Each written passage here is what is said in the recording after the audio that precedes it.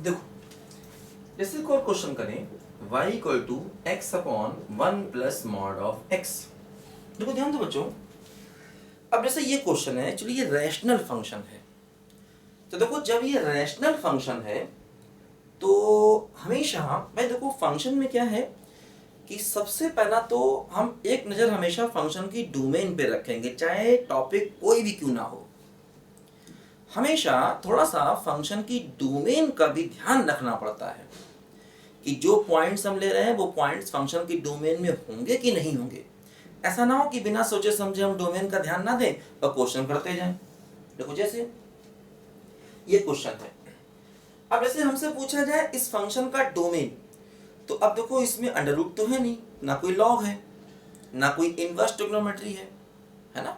Domain में समस्या कब आती है? जब कोई अंडर रूट हो, कोई लॉग हो, कोई इनवर्स ट्रिग्नोमेट्री हो या डिनोमिनेटर में हो। तो देखो यहाँ डिनोमिनेटर है, तो हम चेक करें कि आखिर ये डिनोमिनेटर कब जीरो होगा। तो यहां से मॉड x क्या मिलेगा? -1, जो पॉसिबल नहीं है ना। मॉड x की वैल्यू -1 नहीं हो सकती। इसका मतलब इसका डिनोमिनेटर जीरो होगा ही नहीं, यानी इस फंक्शन का जो डोमेन है वो है x बिलोंग्स टू r, है ना। इस फंक्शन का डोमेन क्या है बोलो? x बिलोंग्स टू r, क्योंकि इसका डिनोमिनेटर जीरो कभी भी नहीं होगा। ठीक, आगे बढ़ेंगे। अब क्या होगा? अब डोमेन इसका x बिलोंग्स टू r है। अच्छा देखो न्यूमरेटर वाला फंक्शन कंटिन्यूअस है। हाँ, जैसे अगर कोई पॉइंट डोमेन में नहीं होता, जैसे कि मान लो हम ये सवाल लें y बराबर x minus 2 upon x minus 1। अब देखो जैसे x बराबर 1 डोमेन में नहीं है, तो x बराबर 1 पर ये फंक्शन हमेशा नॉट कंटिन्यूअस होगा और इसीलिए नॉट डिफरेंशिएबल भी होगा। ध्यान दीजिए, क्योंकि x इक्वल टू 1 हमारे फंक्शन के डोमेन में नहीं है। तो जब x इक्वल टू 1 डोमेन में नहीं है तो इसका मतलब x इक्वल टू 1 पर फंक्शन ना तो कंटिन्यूअस होगा और ना ही ये फंक्शन डिफरेंशिएबल होगा, है ना। तो अगर कोई पॉइंट डोमेन में नहीं है तो उस पर कंटिन्यूअस हो ही नहीं सकता। हाँ, उस पर लिमिट निकाला जा सकता है। ये मैंने पहले भी आपको बताया था कि जिस पॉइंट पर जो पॉइंट फंक्शन की डोमेन में नहीं होता है, लिमिट उस पॉइंट पर भी निकल सकता है। लेकिन अगर कोई पॉइंट फंक्शन की डोमेन में नहीं है तो उस पर फंक्शन कंटिन्यूअस और डिफरेंशिएबल कभी नहीं हो सकता, लेकिन लिमिट उस पॉइंट पर भी निकल जाता है। ठीक, देखो अब जैसे इसमें अगर न्यूमरेटर को देखेंगे तो वो कंटिन्यूअस है। न्यूमरेटर क्या है बोलो? x, और वो क्या है? हमेशा कंटिन्यूअस है क्योंकि पॉलिनोमियल है। डिनोमिनेटर को देखेंगे तो 1 प्लस मॉड x है, वो भी हमेशा कंटिन्यूअस है ना। 1 प्लस मॉड x, क्योंकि मॉड x हमेशा कंटिन्यूअस होता है। अगर आप देखो उसका +1 तो वो भी कंटिन्यूअस। तो इसका मतलब न्यूमरेटर भी कंटिन्यूअस, डिनोमिनेटर भी कंटिन्यूअस। इसका मतलब पूरा का पूरा फंक्शन ऑलवेज कंटिन्यूअस हो गया, है ना। पूरा का पूरा जो हमारा फंक्शन है ये ऑलवेज कंटिन्यूअस हो गया, हर जगह कंटिन्यूअस हो गया। ठीक, तो मतलब फंक्शन इज ऑलवेज कंटिन्यूअस, ये पूरा फंक्शन हमेशा कंटिन्यूअस है। अब जरा हम डिफरेंशिएबिलिटी की बात करें, ठीक है। अगर हम डिफरेंशिएबिलिटी की बात करें तो क्या होगा? जो हमारा न्यूमरेटर है वो x है और वो क्या है बोलो? डिफरेंशिएबल है। देखो जो डिनोमिनेटर है वो 1 प्लस मॉड x है। अब ये फंक्शन नॉट डिफरेंशिएबल होता है x इक्वल टू 0 पर, है ना। 1 plus mod x function x बराबर 0 पर नॉट डिफरेंशिएबल होता है। भाई मॉड x क्या है? 0 पर नॉट डिफरेंशिएबल, और +1 जोड़ोगे तब भी पूरा फंक्शन क्या होगा? 0 पर नॉट डिफरेंशिएबल, है ना। मॉड x का ग्राफ देखो, मॉड x क्या करता है? मॉड x 0 पर कॉर्नर लेता है, तो मॉड x 0 पर डिफरेंशिएबल नहीं है, लेकिन 1 का मतलब कांस्टेंट फंक्शन, वो तो डिफरेंशिएबल है। तो ये नॉट डिफरेंशिएबल और ये डिफरेंशिएबल, तो पूरा का पूरा फंक्शन भी x बराबर 0 पर क्या हो गया? नॉट डिफरेंशिएबल, है ना। मॉडुलस फंक्शन x बराबर 0 पर नॉट डिफरेंशिएबल है, लेकिन 1 x बराबर 0 पर डिफरेंशिएबल है, तो ये नॉट डिफरेंशिएबल और ये डिफरेंशिएबल, तो पूरा का पूरा फंक्शन क्या हो गया बोलो, x बराबर 0 पर नॉट डिफरेंशिएबल। ठीक, तो देखो न्यूमरेटर है डिफरेंशिएबल और डिनोमिनेटर क्या है बोलो, नॉट डिफरेंशिएबल। तो उनके डिवीजन के बारे में कुछ नहीं कह सकते, है ना। अगर एक फंक्शन डिफरेंशिएबल हो दूसरा नॉट डिफरेंशिएबल हो, तो हमने देखा था कि सम और डिफरेंस नॉट डिफरेंशिएबल होता है, लेकिन मल्टीप्लाई डिवाइड में कुछ नहीं कह सकते। टेबल देखो ध्यान से फिर से एक बार, है ना। तो एक फंक्शन न्यूमरेटर वाला डिफरेंशिएबल है, डिनोमिनेटर वाला नॉट डिफरेंशिएबल है, इसका मतलब उनके डिवीजन के बारे में कुछ नहीं कह सकते।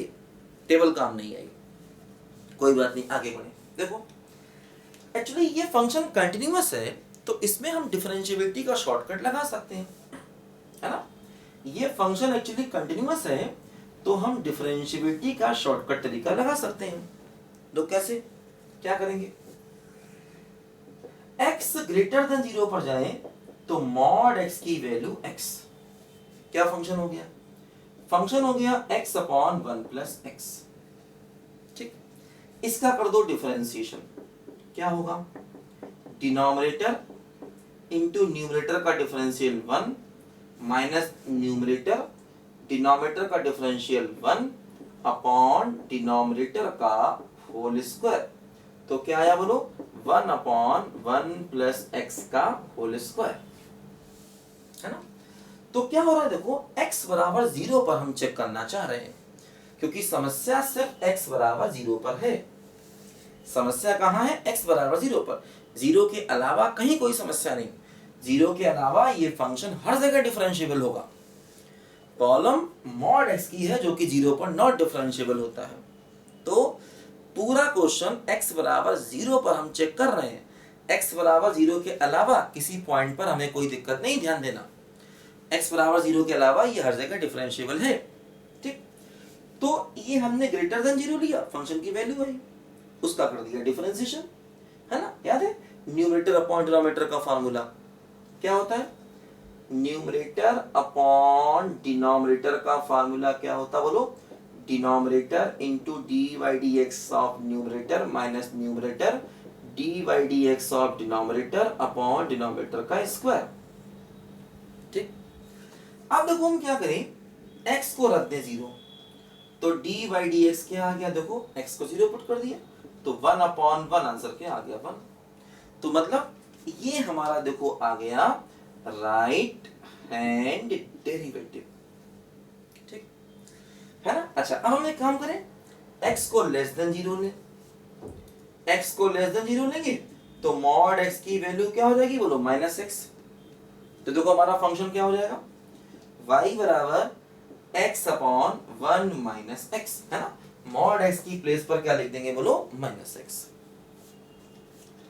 अब देखो क्या होगा, डी बाई डी एक्स क्या होगा, डिनोमिनेटर इंटू न्यूमरेटर का डिफरेंशिएशन माइनस न्यूमरेटर डिनोमिनेटर का डिफरेंशिएशन अपॉन डिनोमिनेटर का होल स्क्वायर।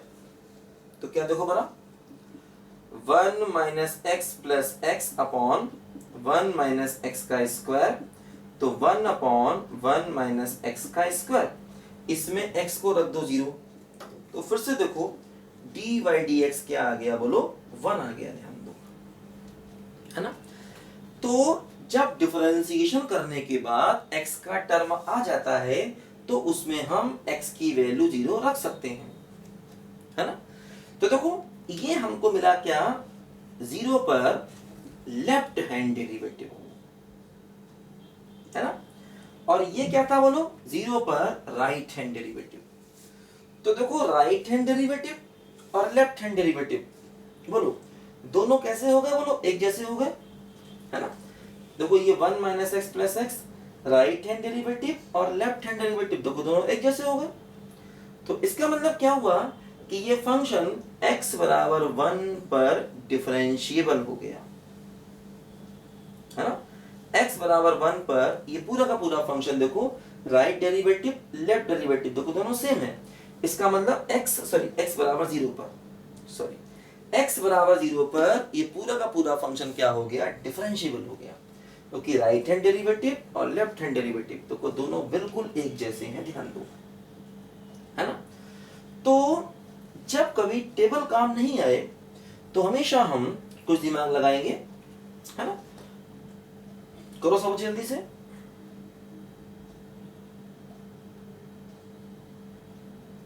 ठीक है, तो डिफरेंशिएबिलिटी में देखो यहाँ पर टेबल काम नहीं आ पाई, तो हमने क्या किया, एक्चुअली फंक्शन कंटिन्यूअस था और जीरो के राइट में देखो फंक्शन की वैल्यू ये थी, और देखो जीरो के लेफ्ट में देखो फंक्शन की वैल्यू ये है ना। तो जीरो के राइट में लेफ्ट में फंक्शन की वैल्यूज अलग अलग हैं, इसलिए हमने यहां पर देखो डिफरेंशिएबिलिटी का शॉर्टकट लगा दिया। और फंक्शन कंटिन्यूअस भी है, क्योंकि फंक्शन कंटिन्यूअस तो हर जगह है। डिफरेंशिएबिलिटी में समस्या थी, वो भी कहां पर, x बराबर 0 पर। क्यों? क्योंकि मॉड x नॉट डिफरेंशिएबल होता है। करो सब बच्चे ध्यान से।